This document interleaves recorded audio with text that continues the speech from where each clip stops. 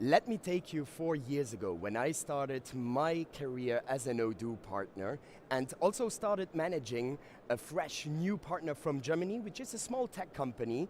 I started like setting up recurrent meetings as we are used to do, as well as partner managers at Odoo, and my main point of contact was the CEO of that tech company. The CEO had very little technical knowledge, but I could tell from the very beginning that this partner was very eager, super motivated, and ready to conquer the market, so to say. Their first projects were pretty simple. They had like a solid team of salespeople, solid consultants in-house as well, and like mid-sized companies were contacting them to integrate Odoo for inventory, sales, but also project management. But soon, issues arose. Like the team was juggling between different roles, there was no clear development structure, and deadlines were slipping. The CEO contacted me. He realized that they were lacking a concrete strategy and things were just falling apart. Well, that's something that a lot of new partners that become Odoo partners face as a new challenge, setting up in-house development teams. So they needed, this very same partner, they quickly realized that they needed a different approach. Different approach, meaning like they started from the basics by focusing on implementing in-house development teams, okay, which actually led to projects that were delivered quicker, like the teams assigning roles, having clear processes, and so on, and the clients were happier. So the change was very transformative. This small tech company I am talking about, well, that story could be your story. Ladies and gentlemen, welcome to our talk. My name is Mathieu van der Scheidt. I'm a partner manager at Odoo, and together with my colleague Niels Looking, who is a client solution developer at Odoo as well, we're super excited to share with you some specific strategies on how to set up, structure, and manage development teams in-house by showcasing Odoo's best practices. So let's deep dive. Let's dive into it, sorry for that. Well, the question is, where do I start as a new Odoo partner where I don't even know where to start? Well, the first question that often comes up, and depending on the development that is required as part of a specific project, is, shall I do it in-house? So should I start building a developer team, or shall I outsource developments via third-party providers? So just as a quick definition again, in-house development involves utilizing your own resources, your own personnel, so to say, while outsourcing is then delegating tasks, processes as part of some specific developments to third-party service providers. At a first glance, well, if you compare both options, it seems like outsourced development is cheap compared to the more expensive option, which is implementing a developer team in-house, like coming with a higher cost of investment. But is outsourcing really just better, Niels? So for that, let me tell you an example story of what happens to me every day at work. So you might have seen this meme. Every day the customer wants something, usually he wants everything, and then he describes something which is already not what he wanted, and then the project manager understands something else, and then I receive that specification.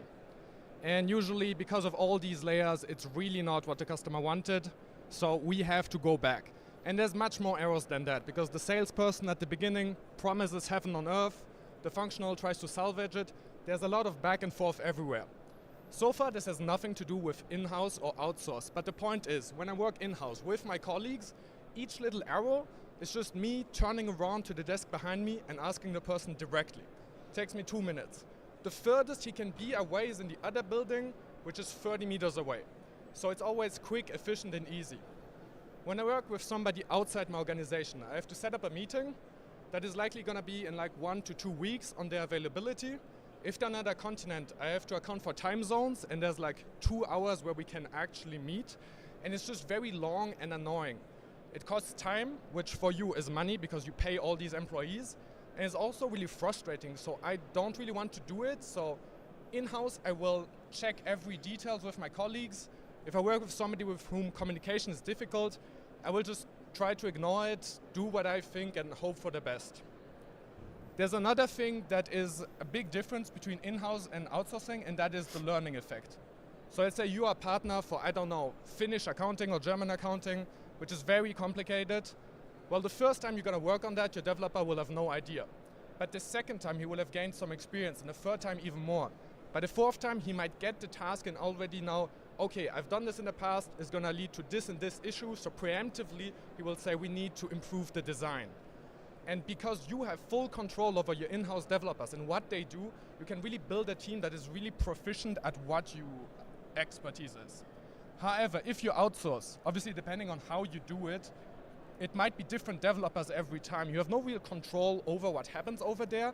And so if these developers are not fixed on you and do not learn, then you do not benefit from this learning effect. And as a project goes on, becomes bigger, it becomes more complex. So actually, they become more expensive as time goes on, while in-house they become more cost efficient.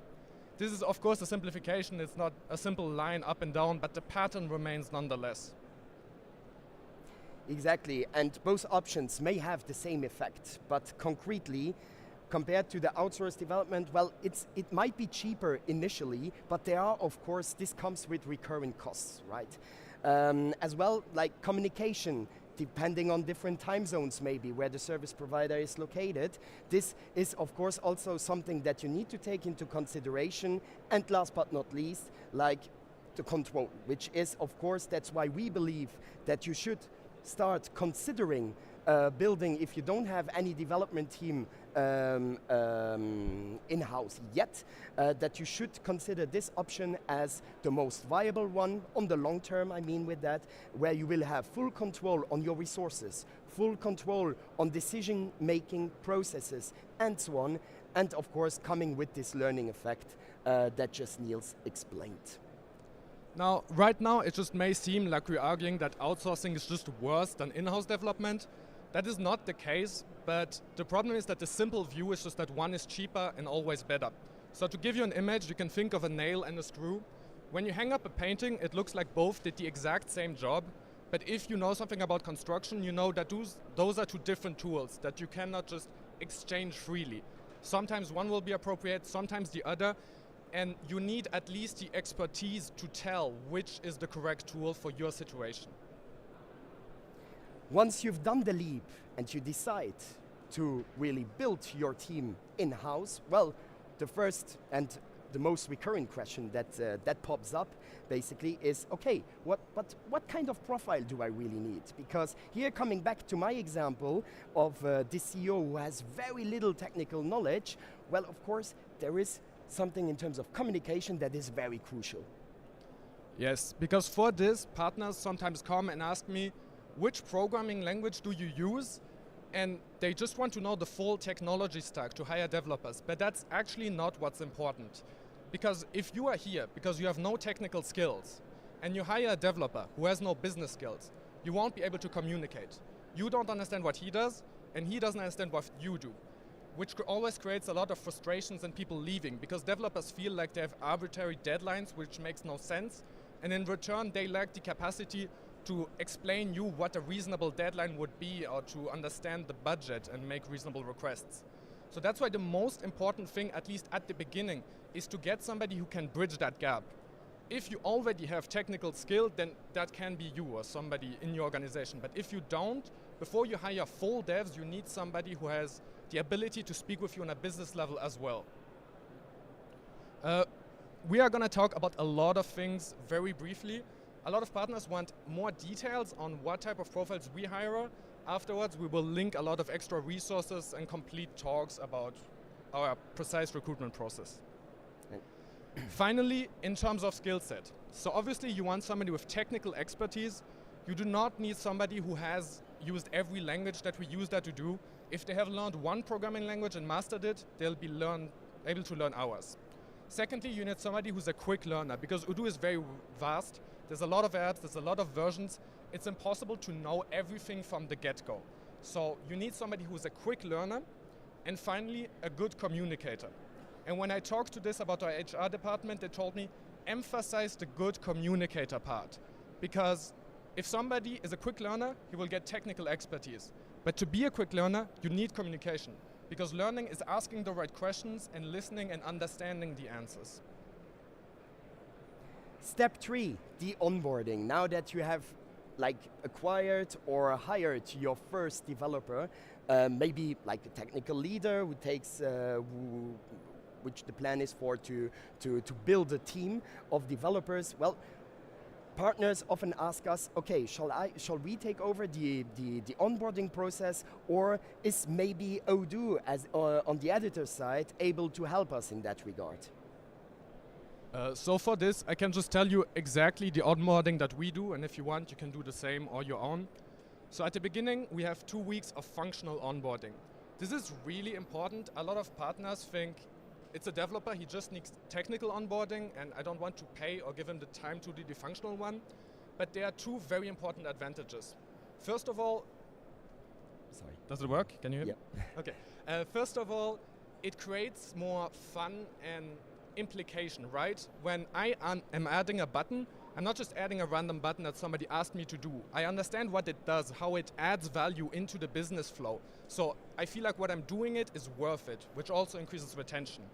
The second aspect is it just makes people better developers, because if you have both the technical and the functional knowledge, you have all the puzzle pieces to design the best possible solutions.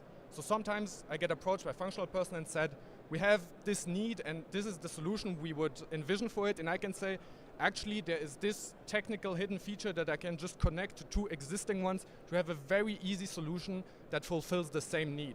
But this is only possible because I have functional knowledge. So after the 2 weeks of functional onboarding, for which you probably have people that will be able to train your developers, we have 2 weeks of technical onboarding.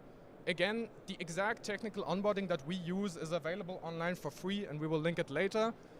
Normally we have a technical person there that trains them and answers their questions. If you don't have that somebody, you can pay us to do it. After that, we start working with a dedicated coach, and importantly, the learning is ongoing. There is no point where we are expected to just know everything and be perfect at our job. Odoo is vast, you're always learning, so you also need to give your technical people the time to learn it. So whenever I encounter a ticket in an area that I've never seen before, I say, okay, I will now take half a day and learn about network security so that I can answer on a sufficient level to the customer. But dear partners, or soon-to-be partners maybe, we've got you covered as well, okay? As well on the functional, then on the technical side. Maybe starting with the functional one, in terms of onboarding, we have like our own project leader onboarding course, which is a training course from 4 to 7 weeks, where your developers will learn, the deep dive into the product knowledge for the first 2 weeks, and then also get used to the Odoo implementation methodology, ROI analysis, and so on and so on. Nevertheless, there are also the functional smart classes, which are more advanced trainings, which are more app specific or process specifics, covering different apps that are completely integrated within each other, and of course the free documentation and video material, which is available for free, also as Neil said, via the Odoo website. On the technical side, we offer a technical training.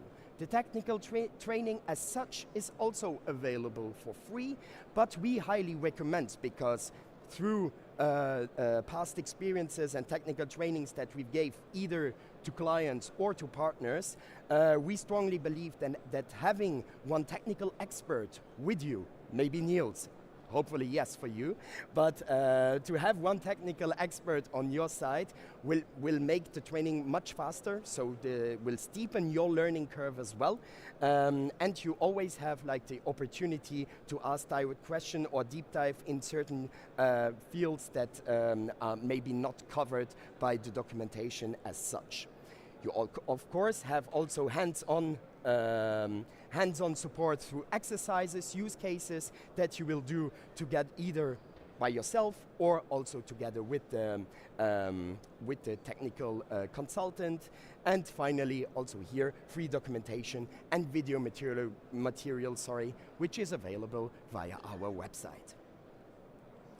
Step 4, the last step basically, which are the operations. So on an operational level, what we want to cover here, because based on the feedback that we received from different partners, not only that partner, that specific partner in Germany, from my personal story, but different partners from all over the world, is how do I structure my team? So this validation process of once I have hired like new developers, how do I structure those teams? How do we evaluate my people? Because just keep in mind, we are speaking here from a point of view where you don't have this technical knowledge as a CEO or maybe a functional consultant. So basically, how do we evaluate the work of my developers? How do I keep my talents? And finally, like a little note on the code quality. So really how to where partners often ask us, okay, in terms of code quality, what kind of support can I get also from Odoo in that regard when I start my business? So I'm making another test. Emmy, can you hear me? Okay, perfect. In terms of structure, so partners sometimes ask like how you have to structure your development team. And I think the important points that we at PS Tech do, PS Tech is like the partner equivalent at Odoo, so the one that do customizations, is first of all is a holistic approach, which is just a fancy word for everybody does everything. So there's not one person that does all the accounting and one person who does all the point of sales, but instead everybody shares all the knowledge. If you, as I said before, if you meet something you don't know, you learn it on the spot, and that has several advantages. First of all, your team is very fluid and able to respond to demand. So if now you have like 5 customers rolling in that all want Finnish accounting, because there's not one guy supposed to do it, your team will just rise to the challenge and develop enough expertise to meet all the demand. Secondly, if people leave, which is unavoidable, you're not losing 100% of your knowledge in one area, but just 10% of the knowledge across the board. And so the next person that you hire can just learn from all the people that are still there. Secondly, an important part is to give freedom. Your developers can do everything, developing unit tests, supporting the functional people, but you need to leave them time. I often see people at other companies which are just as competent as my colleagues, but they're not given the freedom to do all these things because they're full booked with projects from start to finish and to need to go through a lot of approval processes in order to be able to take any initiative. And finally, it's important to promote knowledge sharing. And the way we do this is by having an open office plan. As I said before, if I want to talk to my colleague, well, he's right behind me. It makes it really easy to collaborate. This is obviously depending on your office if you already have one. But if you have the opportunity, I highly recommend to have your developers together so that they can communicate easily. Exactly, and in terms of evaluation, of course, if you don't have any technical background, well, sometimes, and I think that's a big mistake, basically, to set up and put in place metrics, KPIs, on how like the developers are basically evaluated. But I think you have another recommendation else, right? Yes, for DAS, in terms of KPI, is a question that often comes also to the HR department. And basically, let me show you the issue here. So here are some typical KPIs in development. And these are a lot of buzzwords that go into 3 categories. Quantity, overhead, and quality. So essentially is how fast does a developer build code, how good is his code, and is there a lot of overhead? This sounds really good, and obviously you want your developer to be fast and work well. But the issue is that these KPIs will not lead to that effect, quite the opposite. So let me show you an example. Let's say that you and I, we're in the house building business. I work for you, I build houses, and one day you give me the KPI. I'm not gonna evaluate you by the quantity of houses you build. I'm gonna build this. It will collapse tomorrow. It is ugly, but I will build 50 per week. So my KPI will be very good. And so maybe you say, okay, we can add a quality KPI. And then I will build this house, which is still ugly. It's a cube with windows, but it won't collapse. And I can build a lot. Well, then maybe we add a beauty KPI. And now I build this, which looks nice, it won't collapse, but then on the inside it will look like this. And the issue here is that I can play this game all day. Whatever KPI you give me, I will no longer try to get a good job, I will try to get a good KPI. So basically, what you are incentivizing by measuring developer performance with KPI is to maximize these numbers and ignore everything else. And it's also really frustrating from a developer perspective to have somebody who doesn't understand you try to evaluate you with an arbitrary number. Instead, just give them a job. Naturally, they try to do a good job and then get colleagues that understand their work. Because right now, you don't understand their work. I, for example, don't understand your work. And I couldn't, with just 3 numbers, evaluate you properly. 2 minutes. Yeah, okay. Yeah, time is running. So basically, in terms of retention, how do you keep your talents? All right, we're going to speedrun this. So basically, again, I talked about this with HR. There are 2 types of factors, which are intrinsic and external. So intrinsic is the job, how you feel about the job. Is it good? Do you have responsibilities? Are you trusted? And so on. And external things are money, lunch, and pizza parties. And the summary on these is external factors make people come, and intrinsic make them stay. So I will come to your company because the package is nice, you have pizza, you have ping pong, but I will only stay because I wake up in the morning and think, today I'm going to do something that I'm proud of, that is fun, and that I want to do. Again, there's a link in the pad. And then finally, code quality. This one is a little, doesn't really fit the talk, but it's just a question that came up a lot with how do I ensure my code is good quality from the beginning. We have 3 coding guidelines available online. There's the existing code that your developer can use. And finally, time. You need to give your developers the time so that they can write quality code. Here are some, as a summary, some key takeaways we want you to take with you out of this talk, and you to remember, of course. So go for in-house development, because in addition to the arguments that we've put forward earlier, building an in-house development team is a long-term investment, okay? Long-term investment that will lead to sustained expertise, but also independence. Okay? While the cost and the investment might be higher initially, okay, compared to outsourced, well, you will be way more independent, and of course, you will avoid recurring costs. Secondly, recruit a hybrid profile to avoid, of course, this communication gap. That's why Niels and I get along so well with this mix of business skills, business knowledge and technical skills. Keep in mind that promoting continuous learning and skill development is also an important factor because this is the way how you keep talents, okay? Keep talents by boosting innovation, but also by increase their productivity. And last but not least, build trust, communicate and collaborate with your developers, because proximity is important. All right, thank you very much for your attention. We are out of time, so if you have questions, try to find us. We will, where are we going to be? Right we'll be here. Just there, so if you have questions, ask us. Also, if you scan this QR code, there will be a lot of links to other talks we think are interesting for you, and slides about details for recruitment, retention, and so on and so on. Thank you very much.